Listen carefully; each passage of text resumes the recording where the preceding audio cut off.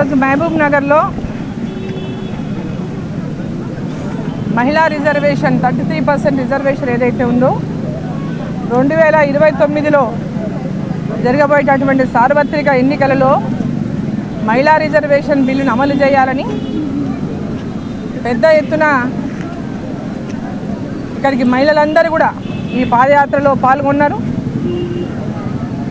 పెద్ద ఎత్తున మహిళా ప్రజాప్రతినిధులు, మున్సిపాలిటీ కానీ, గ్రామ పంచాయతీలు కానీ, అదేవిధంగా మహిళా సంఘాల్లో వివిధ సంఘాల నాయకురాళ్ళు, సీనియర్ నాయకురాళ్ళు, వివిధ సంస్థల్లో పనిచేస్తున్నటువంటి వాళ్ళు, అదేవిధంగా యూనివర్సిటీలో చదువుకుంటున్నటువంటి విద్యార్థులు, ఇంజనీరింగ్ కాలేజీలో చదువుకుంటున్నటువంటి విద్యార్థులు పెద్ద ఎత్తున ఈ బిల్లుకు పార్లమెంట్లో రేపు జరగబోయేటటువంటి 16, 17, 18 తేదీల్లో డీలిమిటేషన్తో పాటుగా మహిళా రిజర్వేషన్ బిల్లును 2029లో అమలు చేయాలని పెద్ద ఎత్తున ఈ యొక్క పాదయాత్రకు మద్దతు తెలుపుతూ ఇక్కడ విచ్చేసి వాళ్ళ మద్దతు పలుకుతున్నారు. 16, 17, 18 3 ప్రత్యేక పార్లమెంటు సమావేశాలు 3 రోజులు జరగబోతున్నాయి. మరి ఈ సమావేశాల్లో సంవత్సరాలుగా ఎదురుస్తున్నటువంటి చరిత్రాత్మకమైనటువంటి నిర్ణయం,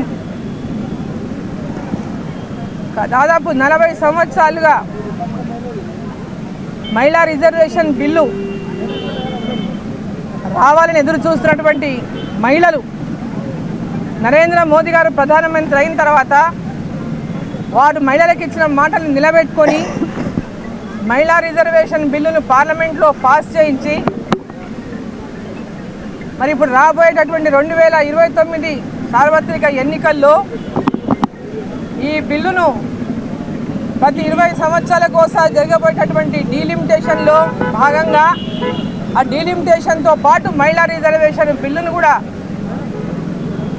అమలు చేసేటటువంటి విధంగా ప్రత్యేక సమావేశాలు నిర్వహించి ఈ యొక్క బిల్లును అమలు చేయబోతున్నటువంటి నేపథ్యంలో దేశవ్యాప్తంగా పెద్ద ఎత్తున ఈ బిల్లుకు మద్దతు తెలుపుతున్నటువంటి మహిళలు అనేక మంది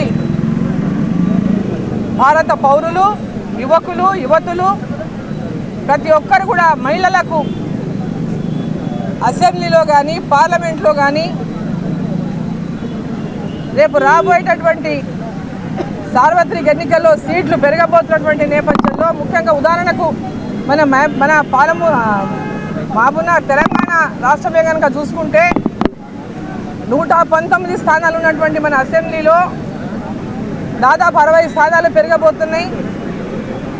దాదాపు 60 మంది మహిళలు అసెంబ్లీలో కూర్చోబోతున్నారు. వాళ్ళు ఏ పార్టీ అయినా ఈ రిజర్వేషన్ వల్ల ఆ స్థానంలో కేవలం మహిళనే పోటీ చేయగలుగుతుందనే విషయాన్ని కూడా ఈ సందర్భంగా నేను మహిళలకు తెలియజేస్తా ఉన్నాను. మహిళలు పెద్ద ఎత్తున తమ సామర్థ్యాన్ని అనేక రంగాల్లో నిరూపించుకుంటున్నారు. పోరాటాల్లో కానీ, యుద్ధాల్లో కానీ, రాజకీయాల్లో కానీ, ఈరోజు ఐటీ సెక్టర్లో కానీ, దివి నుంచి భూమి దాకా ఈరోజు నారీమణులు, నారీ శక్తి ఎంత గొప్పదో మహిళలు నిరూపించుకున్నారు. రేపు రాజకీయాల్లో కూడా తమ సమర్థతను నిరూపించుకునే శక్తి మహిళలకు ఉందనే విషయాన్ని సందర్భంగా తెలియజేస్తా. దానికి ఎంతోమంది స్ఫూర్తిదాతలు ఉన్నారు మహిళలు. మరి మహిళలకు పెద్ద ఎత్తున రాబోయే కాలంలో ఒంటింటికే పరిమితమైనటువంటి అనేక మంది మహిళలు ఈరోజు రాజకీయాల్లో ముందుకు వస్తున్నారు. అవకాశాలు అక్కడ ఇక్కడ ఎక్కడో కొన్ని చోట్ల మాత్రమే మహిళలకు అవకాశం దొరుకుతూ ఉంది. అసెంబ్లీలో కానీ, పార్లమెంట్లో కానీ. ఈ రిజర్వేషన్ వల్ల ఉదాహరణకు మన మహబూబ్నగర్ జిల్లానే చూసుకుంటే ఉమ్మడి మహబూబ్నగర్ జిల్లాలో 14 స్థానాలు ఉన్నాయి అసెంబ్లీ స్థానాలు. మన ఉమ్మడి మహబూబ్నగర్ జిల్లాలో 14 స్థానాలు ఉంటే 50% పైగా పెరుగుతాయంటే దాదాపు 7 స్థానాలు, ఖచ్చితంగా 7 స్థానాలు మన జిల్లాలో కూడా అసెంబ్లీ స్థానాలు పెరిగేటటువంటి అవకాశం ఉంటుంది. అదేవిధంగా 7 మహిళలకు రిజర్వ్ అయ్యేటటువంటి అవకాశం ఉంటుంది.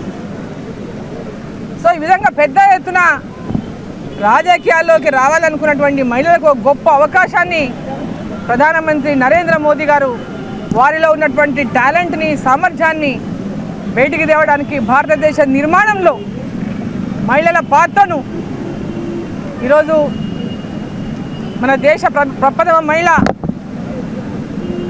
ద్రౌపది ముర్ము గారు ఒక గిరిజన మహిళ వారికి అవకాశం ఇచ్చి మహిళల యొక్క గౌరవాన్ని పెంచింది ప్రధానమంత్రి నరేంద్ర మోదీ గారు. అదేవిధంగా గతంలో డిఫెన్స్ మినిస్టర్గా యూనియన్ డిఫెన్స్ మినిస్టర్గా ఈరోజు యూనియన్ ఫైనాన్స్ మినిస్టర్గా నిర్మలా సీతారామన్ గారు కుటుంబంలో మహిళ తన ఏ విధంగా తనకు వచ్చేటటువంటి ఆదాయంతో ఏ విధంగా కుటుంబాన్ని సంసారాన్ని నడుపుతుందో సమర్థవంతంగా నిర్వహించుకుంటుందో ఈరోజు చెప్పకనే ఈరోజు నిర్మలా సీతారామన్ గారు ఒక చక్కటి ఆర్థిక శాఖ మంత్రిగా వారు నిరూపించుకున్నారు. సో మహిళల లోపల శక్తి ఉందని వారు కూడా నిరూపించిండ్రు. కాబట్టి ఈ బిల్లుకు ప్రతి ఒక్కరు పార్టీలకు అతీతంగా ప్రతి ఒక్కరు 2029లో ఈ బిల్లును ఇంప్లిమెంట్ చేయాలని పార్లమెంటులో ఈ చట్టం చేయబోతున్న నేపథ్యంలో ఈ యొక్క చట్టానికి ప్రతి ఒక్కరు మద్దతు పలకాలని